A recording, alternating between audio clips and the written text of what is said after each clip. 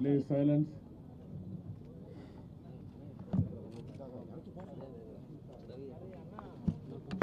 Start it.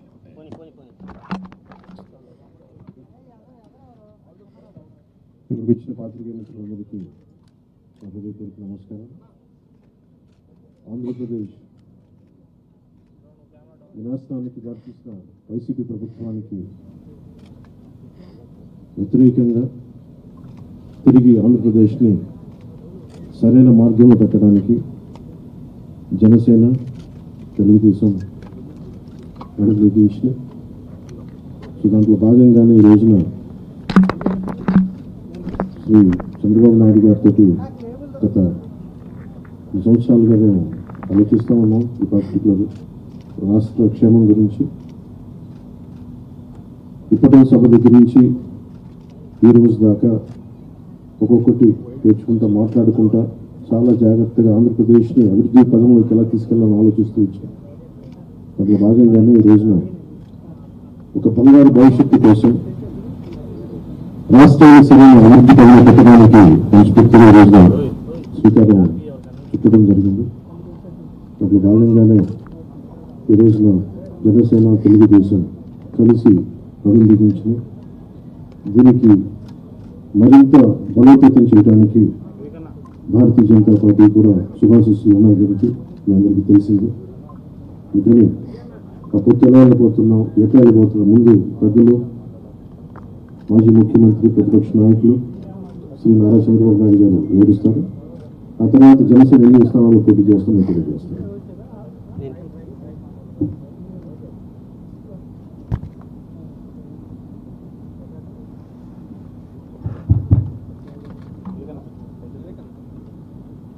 గౌరవనీయులు పవన్ కళ్యాణ్ గారు, వేదిక పైన పెద్దలు, అదే మరిగా ఈ సమావేశానికి వచ్చిన అందరికీ నమస్కారాలు.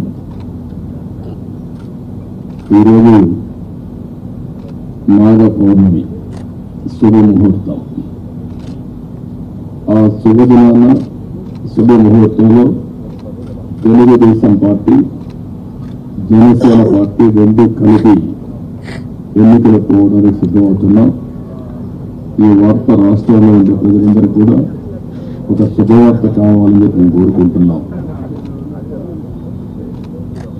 పవన్ కళ్యాణ్ చెప్పినట్టు ఈరోజు ఒక కలయిక అనేది రాష్ట్ర భవిష్యత్తు కోసం, ఈ రాష్ట్రాన్ని కాపాడుకోవడం కోసం, భావితరాల భవిష్యత్తు కోసం ఈ కలయిక కలుస్తున్నాం.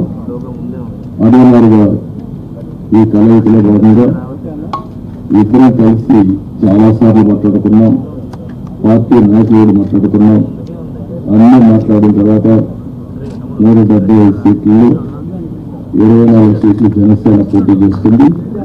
3 పార్లమెంటు జనసేన పోటీ చేస్తారు. మిగిలిన సీట్లలో తెలుగుదేశం పార్టీ పెరిగింది. మళ్ళీ వారు చెప్పినట్టు బీజేపీ కలిసి వస్తే ఆ విషయాలు కూడా మాట్లాడుకొని మేము తగిన నిర్ణయాలు తగిన సమయంలో తీసుకుంటాం. ఈరోజు మనం మొట్టమొదటిసారిగా ఏదైతే నిర్ణయించుకున్నామో ఆ నిర్ణయం ప్రకారం తెలుగుదేశం పార్టీ అభ్యర్థులు ఎంపిక చేస్తాం. అదే మరిగా జనసేన అభ్యర్థుల్ని పవన్ కళ్యాణ్ గారు ఎంపిక చేస్తారు. అన్ని ఏరియాల్లో ప్రతి ఒక్కరికి అయితే విజ్ఞప్తి చేస్తున్నాం. ముహూర్తం కాబట్టి ముందు మేము క్యాండిడేట్స్ రిలీజ్ చేసిన తర్వాత మళ్ళీ మిగిలిన డీటెయిల్స్ అని మాట్లాడతాం. ఇది తెలుగుదేశం పార్టీ అభ్యర్థుల జాబితా. మొదటి విడతగా ఒక 94 సీట్లు మీకు రిలీజ్ చేస్తున్నాం. ఇది మీకు పంపిస్తాను. మీ అందరూ డిస్ట్రిబ్యూట్ చేసిన తర్వాత మాట్లాడతాం. ఇది పవన్ కళ్యాణ్ గారు మాట్లాడతాం. జనసేన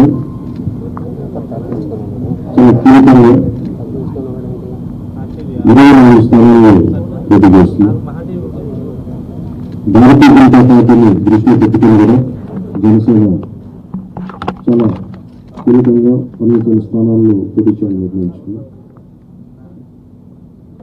దాంట్లో ముందుగా సంఖ్యాపరంగా ఒక 5 మంది అభ్యర్థులను 24 నియోజకవర్గాలు 5 నియోజకవర్గాలు దానికి సంబంధిత అభ్యర్థుల్ని ప్రకటిస్తా ఉన్నాం. ఎల్లిమర్ల శ్రీమతి లోకం మాధవి గారు, అనకాపల్లి శ్రీ కొనతాల రామకృష్ణ గారు, రాజానగరం భక్తుల బలరామకృష్ణ గారు, కాకినాడ రూరల్ పంతం నానాజీ గారు, తెనాలి శ్రీ నాగేంద్ర మనోహర్ గారు పోటీ చేస్తారు. మిగతా 19 నేను పోటీ 2 రోజుల్లో మొత్తం అందరికీ తెలియజేసుకుంటాను. ఇప్పుడు నేను పేరు చదవాల్సిన అవసరం లేదనుకుంటాను. చదవమంటూ చేస్తాను. ఓకే, మీరు మాకు నేను పని తగ్గించుకోవడానికి మీరు పని పెడుతున్నారు. Ichchapuram బెండలం Ashok garu, Tekkali Kinjarapu Atchannaidu, Anugala Valasa Kona Ravikumar, Rajam Kondru Muralimohan, Kurupam Toyaka Jagadeeswari, Parvathipuram Vijaya Gonela, Salur Gummadi Sandhyarani, Bobbili RSV KK Rangarao, Gajapathi Nagaram Kondapalli Srinivas, Vizianagaram Pusapati Aditi Vijayalakshmi Gajapathiraju, Visakhapatnam east Velagapudi Ramakrishnababu, Visakhapatnam west PGVR Naidu alias Gannababu, Araku valley Siriveri Donnudora, Payakaraopeta Vangalapudi Anitha, Narsipatnam Chintakayala Ayyannapatrudu, Tuni Yanamala Divya, Peddapuram Nimmakayala Chinarajappa, Anaparthi నల్లిమెల్లి Ramakrishna Reddy, Mummidivaram డోట్ల Subbaraju,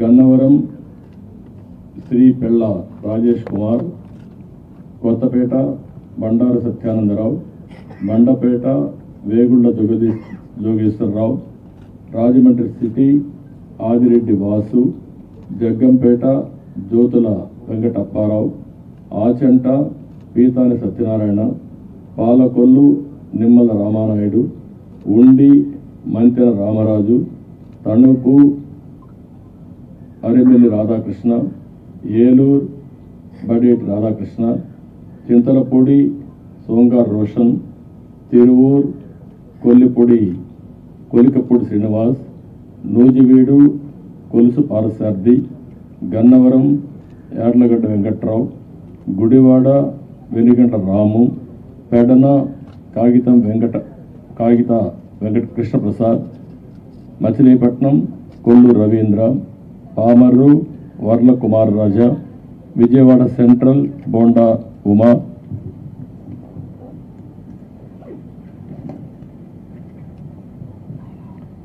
Vijayawada east Gadde Rammohan Rao, Nandigama తంగరల Soumya, Jaggayyapeta Sriram Rajagopal తాతయ్య, తాడికొండ తెనాలి శ్రావణ్ కుమార్, మంగళగిరి నారా లోకేష్, పొన్నూరు భూమిపల్ల రవీంద్ర, వేలూరు నక్క ఆనందబాబు, రేపల్లె అనగన సత్యప్రసాద్, బాపట్ల వేగేశ్వర నాగేంద్ర వర్మ, ప్రత్తిపాడు బోర్ల Ramanjaneyulu, తెల్లూరుపేట Pattipati Pullarao, Sattenapalli Kanna Lakshminarayana, Vinukonda GV Anjaneyulu, Macherla Julakanti Brahmanandareddy, Yerragondapalem Guduri Erikshan Babu, Parchur Eluri Sambasivarao, Addanki Gottipati Ravikumar, Santhanuthalapadu Bommaji Niranjan Vijay Kumar, Ongole Damacharla Janardhan Rao, Kondapi Dola Sri Bala Veeranjaneya Swamy, Kanigiri Mukku Ugra Narasimhareddy, Kavali Kavya Krishnareddy, Nellore city P Narayana, Nellore rural Kotamreddy Sridhar Reddy, Gudur Pasam Sunil Kumar, Sullurpeta నెల్గుల Vijayasri, Udayagiri Kakarla Suresh, Kadapa Madhava Reddy, Rayachoti Mandapalli Ramprasad Reddy, Pulivendula Marreddy Rabindranath Reddy, Mydukur Putta Sudhakar Yadav, Allagadda Bhuma Akhila Priya Reddy, Srisailam Budda Rajasekhar Reddy, Kurnool TG Bharath, Panyam Gowru Charitha Reddy, Nandyal NMD Farooq, Banaganapalli BC Janardhan Reddy, Dhone Kotla Suryaprakash Reddy, Pattikonda KE Shyam Babu, Kodumur Boggula Dastagiri, Rayadurg Kaluva Srinivasulu, Uravakonda P Keshav, Tadipatri JC Ashmit Reddy, Singanamala Bandaru Sravani Sri, Kalyan Durg Alimineni Surendra Babu, Raptadu Paritala Sunitha, Madakasira KME Sunil Kumar, Hindupur Nandamuri Balakrishna, Penukonda Savitha, Thamballapalli Jayachandra Reddy, Peele Nallari Kishore Kumar Reddy, Nagari Gali Bhanuprakash, Gangadhar Nellore doctor VM Thomas, Chittoor Gurajala Jaganmohan, Palamaner N Amarnath Reddy, Kuppam Chandrababu Naidu. లాస్ట్లో ఇవి టోటల్గా 94 నేమ్స్ ఈరోజు మేము రిలీజ్ చేశాం. వారు ఎక్సర్సైజ్ చేసి ఇప్పుడే 5 పేర్లు వారు రిలీజ్ చేశారు. ఇప్పుడు వారు మాట్లాడిన తర్వాత మళ్ళీ నేను మాట్లాడి సమ్మింగ్ అప్ చేస్తాం. జనసేన చాలా కీలకంగా ఓట్లు చేయకుండా 98% స్ట్రైకింగ్ రేట్ ఉండేలాగా ఎక్కువ స్థానాలు తీసేసుకొని ఎక్స్పెరిమెంట్ చేసే కంటే కూడా తక్కువ స్థానాలు తీసుకొని రాష్ట్ర ప్రజలకు ఉపయోగపడేలాగా ఈరోజు మనం చూస్తుంది కూడా రాష్ట్రాన్ని ముందు ఒక గాడిలో పెట్టడం, పార్టీ ప్రయోజనాలను దాటి వ్యక్తి ప్రయోజనాలను దాటి రాష్ట్ర ప్రయోజనాలను దృష్టిలో పెట్టుకొని 2014 నుంచి మనం నలుగుతా ఉన్నాం. 2019కి ఈ అరాచక పాలన వల్ల ఇంకా నలిగిపోతా ఉన్నాం. ఇలాంటి సమయంలో నేను చాలా నిర్మాణాత్మకంగా చాలా బాధ్యతతోటి అన్నీ ఆలోచించి చాలామంది పెద్దలు 40 స్థానాలు కావాలి 70 స్థానాలు కావాలంటే ఒకటే చెప్పాను అందరికీ. 2019లో కనీసం ఒక 10 స్థానాలు ఉందంటే ఈరోజు ఎక్కువ స్థానాలు తీసుకొని ఒక మంచి చక్కటి అవకాశం ఉండేది. అది కోల్పోయాం కాబట్టి ఈసారి తక్కువ స్థానాలతోటి 98% స్ట్రైకింగ్ రేట్ ఉండాలి. దాంట్లో భాగంగానే 24 స్థానాలు 3 పార్లమెంట్లు ఫిక్స్ అయిపోయాం. అలాగే 24 స్థానాలు కనిపిస్తున్నాయి కానీ జనసేనకి మనం చూడాల్సింది 3 పార్లమెంట్లో ఇంకొక అదనంగా ఇంకొక 18 నుంచి 20 దాకా స్థానాలు అధికంగా యాడ్ అవుతాయి. సో దాదాపు ఒకలా చూస్తే జనసేన అందులో అనుకున్నట్టుగా ఒక 40 స్థానాల్లో పోటీ చేస్తున్నట్టు లెక్క 3 పార్లమెంట్తో కలుపుకొని.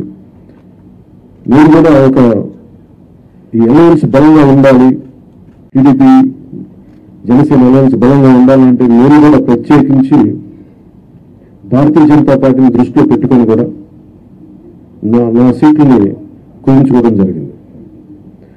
ఇది మన నాయకులందరికీ కూడా వ్యక్తి ప్రయోజనాలను పక్కన పెట్టి రాష్ట్ర ప్రయోజనాలని ముందుకు తీసుకెళ్దాం. ఓటు ట్రాన్స్ఫర్ అయిన రోజున ఎవరైతే త్యాగాలు చేశారో, ఎవరైతే కష్టపడి పనిచేశారో ప్రతి ఒక్కరికి పేరు పేరున ఈ సభావేదిక మీదుగా నేను తెలియజేసుకుంటా ఉన్నాను.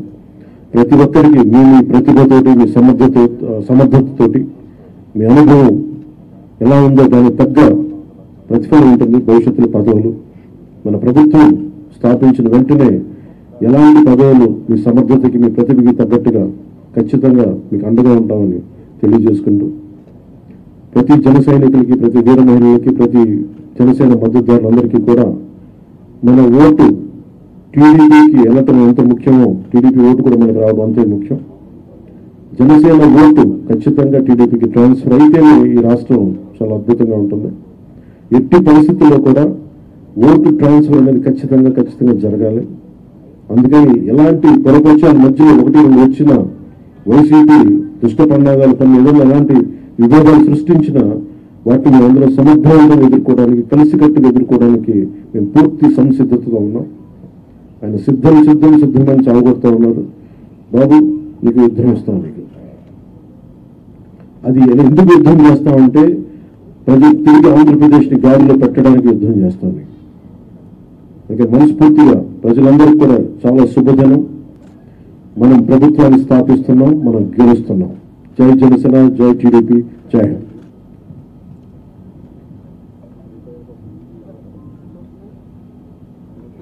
ఇప్పుడే జనసేన అధినేత పవన్ కళ్యాణ్ గారు చెప్పిన దాన్ని పూర్తిగా సమర్థిస్తూ ఈరోజు ఈ కలయిక రాష్ట్ర భవిష్యత్తు కోసం, ఏ ఇద్దరు వ్యక్తుల కోసమో ఏ 2 పార్టీల కోసం కాదు, 5 కోట్ల ప్రజా ప్రయోజనాలు ఆశించి ఈరోజు మనస్ఫూర్తిగా 2 పార్టీలు కలిసి పనిచేయాలని ఈ నిర్ణయం తీసుకున్నాం. ఈరోజు రాష్ట్రానికి ఇది ఒక హిస్టారికల్ డే, ఒక మంచి ప్రయత్నానికి తొలి అడుగు ఇది. నేను ఎందుకు ఈ మాట అంటున్నాను, నేను చాలా రాజకీయాలు చేశాను, కానీ రాష్ట్ర విభజన వల్ల రాష్ట్రం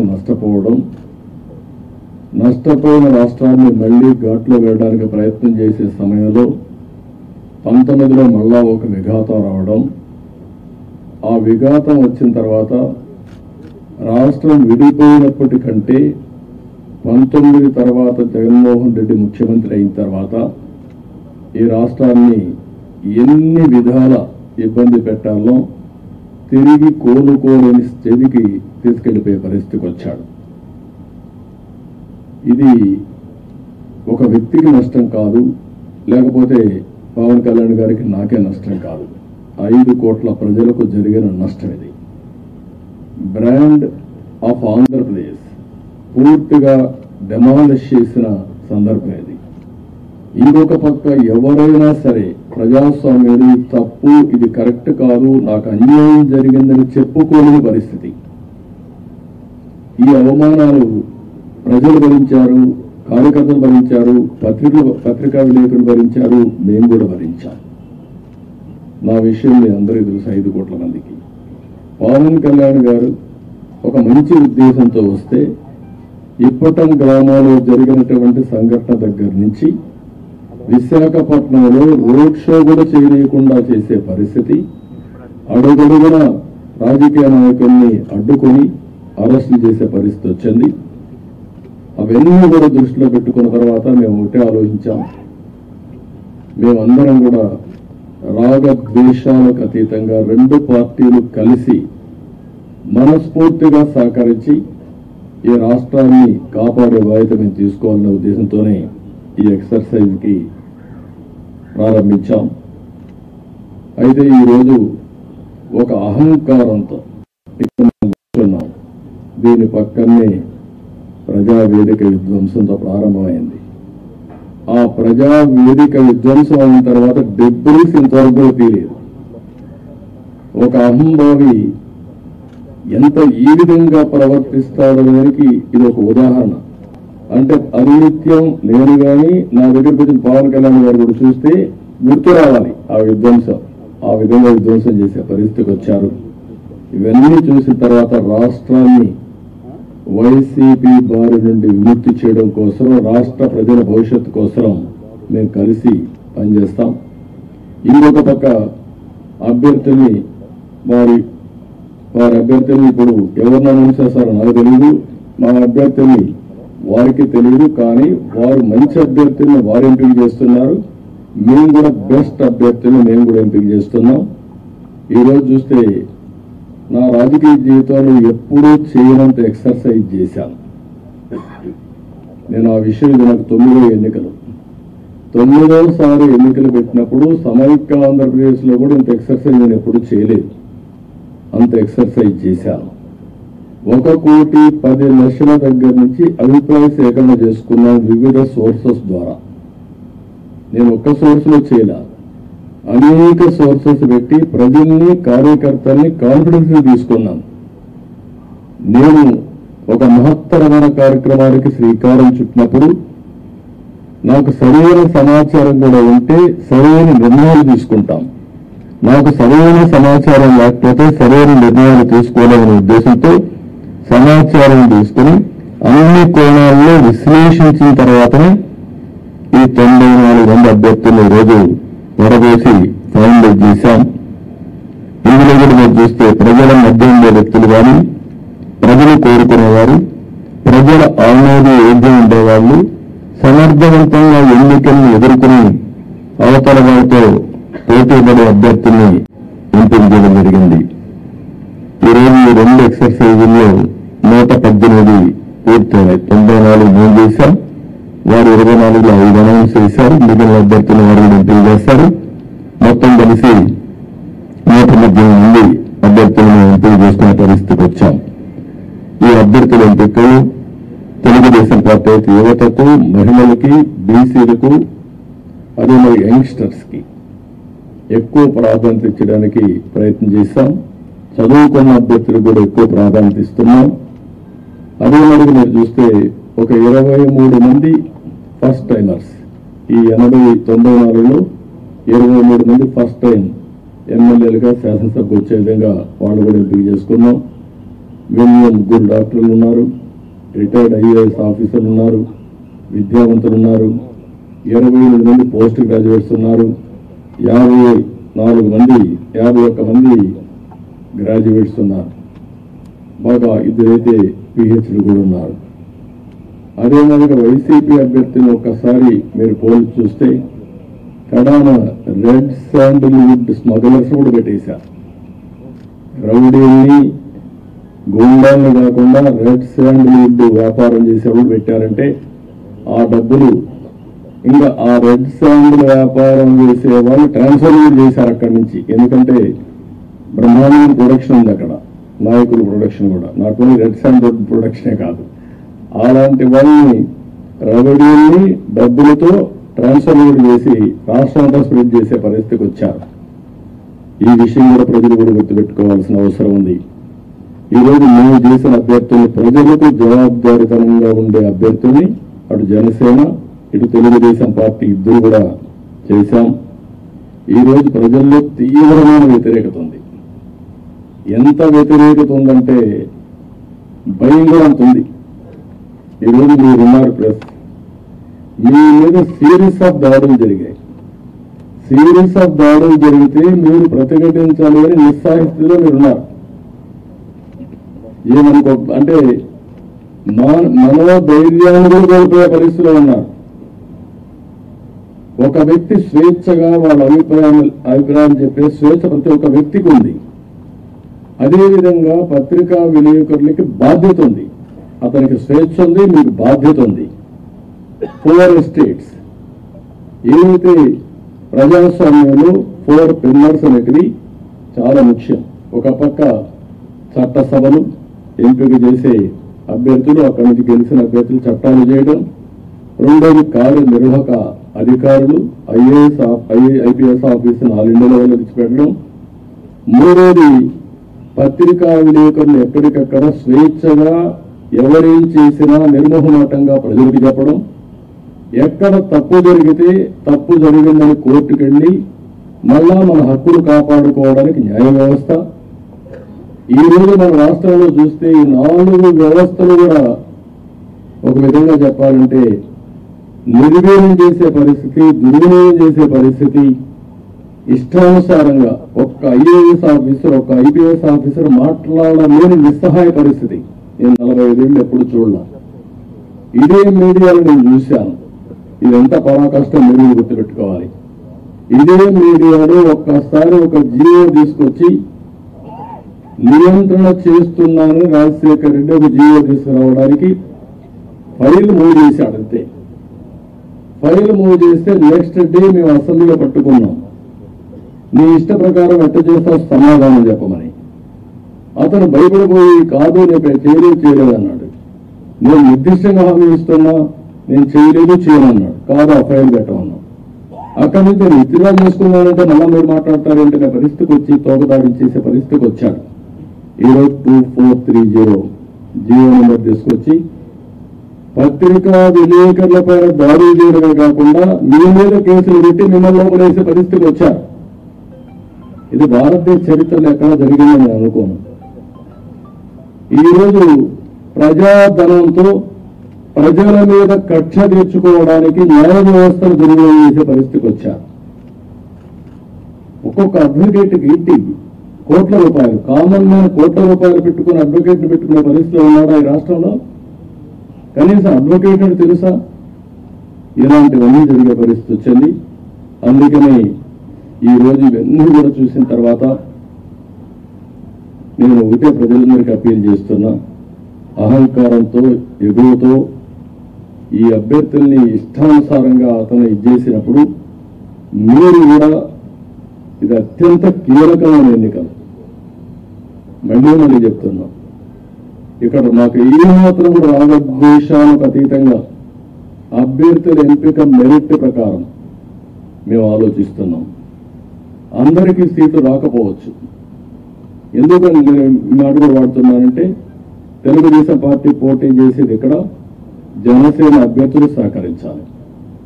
జనసేన పోటీ చేసేది ఇక్కడ తెలుగుదేశం పార్టీ అభ్యర్థులు సహకరించాలి. ఇద్దరు కలిసి ఒక అవగాహనతో పనిచేస్తే ప్రజల్లో కూడా ఒక నమ్మకం ఏర్పడుతుంది, ఓటు బ్యాంక్ పెరుగుతుంది. ఎవరైతే ప్రజలు సహకరించాలని ఆలోచన ఉంటారో వాళ్ళకు ఉత్సాహం వస్తుంది. దానివల్ల గెలుపు ఈజీ అవుతుంది. గెలుపు అనేది ఎవరు ఆపలేదు. నేను చాలా స్పష్టంగా కూడా చెప్తున్నా. ఎందుకు ఆ ధీమాతో చెప్తున్నట్టు, ఎప్పుడైతే తెలుగుదేశం జనసేన కలిశామో ఆ రోజే గెలిచామని వైఎస్ఆర్ కాంగ్రెస్ పార్టీ కాడుపడేశారు. వాళ్ళకు తెలుసు, ఏ ఒక్కరిని కూడా వాళ్ళకి అర్థమైంది. కానీ రౌడీజం చేసావు, ఇంకొక పక్కన దొంగ ఓట్లు ఎన్యూమరేట్ చేసావు, లేకపోతే బూత్ క్యాప్చర్ చేసావు, లేకపోతే వాళ్ళకు కావాల్సిన అధికార యంత్రాంగాన్ని వాలంటీర్స్ ని ఇలాంటి వాళ్ళు దుర్వినియోగం చేసి ఎన్నికలు జరపాలనుకుంటున్నారు. జరగదు. చాలా ఎన్నికలు చూశాను. ఒకసారి డబ్బులతో కూడా, డబ్బుల అహంభావం ఇప్పటికే ఎక్కడికక్కడ బస్తాల కొద్ది డబ్బులు వెళ్ళిపోయిందని, కాన్స్టిట్యూన్సీ వారికి ఇల్లు మార్క్ చేశారని, ఎర్రచందనం డబ్బులు, శాండ్లూరు డబ్బులు, లేకపోతే ఇసుక డబ్బులు, లిక్కర్ డబ్బులు, ఒకటిగా ఇలాంటివన్నీ అవినీతి డబ్బులు పంపించి మళ్ళా ఓట్లు కొనే ప్రయత్నాలు కూడా చేస్తున్నారు. ఇవన్నీ కూడా సమర్థవంతంగా ఎదుర్కొంటాం. ఈరోజు ఒకటే చెప్తున్నా, ఇది ప్రజాస్వామ్యం అంటే ఒక వ్యక్తికి అధికారం కాదు, ఇష్టారాజ్యం కాదు. ప్రజలు వారి జీవితాలు, వారి భవిష్యత్తుని పరిరక్షించేది ప్రజాస్వామ్యం. ఆ ప్రజాస్వామ్యానికి ఒక ముప్పు వచ్చినప్పుడు ప్రతి ఒక్కరి బాధ్యత. ఈరోజు మా దగ్గర డబ్బులు లేకపోవచ్చు, చాలా స్పష్టంగా చెప్తున్నాం. కానీ ప్రజాబలం మా దగ్గర ఉంది. విలువలతో కూడిన రాజకీయం చేశాం. ఇంకొక పక్కన ప్రజల సహకారం కానీ, అదే సమయంలో అందరూ వారి భవిష్యత్తు కోసం పనిచేస్తారని నమ్మకం మాకుంది. మీరు అవసరమైతే ప్రజలే ముందుకొచ్చి 10 రూపాయలు ఖర్చు పెట్టి ఎక్కడికక్కడ అభ్యర్థులు గెలిపించుకునే ప్రక్రియకు కూడా మీరు శ్రీకారం చుట్టాల్సిందిగా నేను కోరుతున్నా. ఒక పక్క 5 కోట్ల ప్రజలు, ఒక పక్క ఒక అహంభావంతో, ధనబలంతో, పెత్తందారు విధానాలతో, రౌడీలతో వస్తున్నటువంటి పార్టీ ఇంకొక పక్క. అందుకే ప్రజలందరూ కోరుతున్నా, మీరు ఆలోచించాల్సిన అవసరం ఉంది. మా బాధ్యత మేము చేస్తాం, మీ బాధ్యత మీరు చేయండి, సహకరించమని మరొకసారి అందరినీ కోరుకుంటూ సహకరిస్తారని చెప్పి ఆశిస్తూ, జై హింద్, జై తెలుగుదేశం, జై జనసేన.